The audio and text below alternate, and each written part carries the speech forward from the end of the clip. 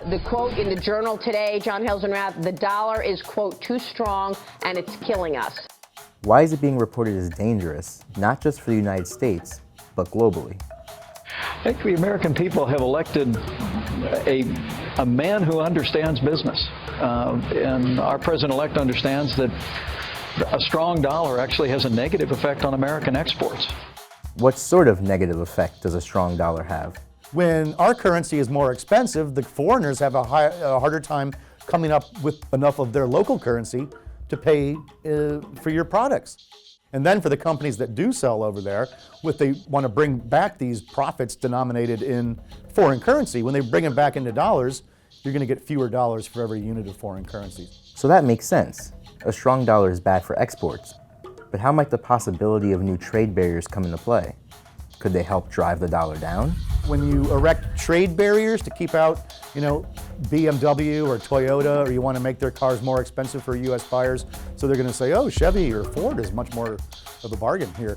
You're going to restrict the flow of dollars to the outside world, thereby making them more scarce, more valuable. So trade barriers tend to increase the value of a currency along with interest rates and national power and prestige. This is where there might be some confusion. NAFTA is the worst trade deal maybe ever signed anywhere, but certainly ever signed in this country. And now you want to approve Trans-Pacific Partnership. If a strong dollar is bad, dangerous even, and trade barriers will likely bolster its strength, might trade partnerships be part of the solution? He's just signed an executive action announcing his intention to pull out of TPP. That's the multinational trade agreement. Okay. Great thing for the American worker, what we just did. But how do trade barriers play out in the marketplace, particularly with respect to the American consumer? You look at the Camry that we're showing today, that car has the most amount of domestic content of any vehicle made in the US. 75%, more than any other truck, any other car. And based on a back of the napkin calculation, that car with a border tax likely gets a $1,000 increase in cost. Who will incur that cost? The $1,000.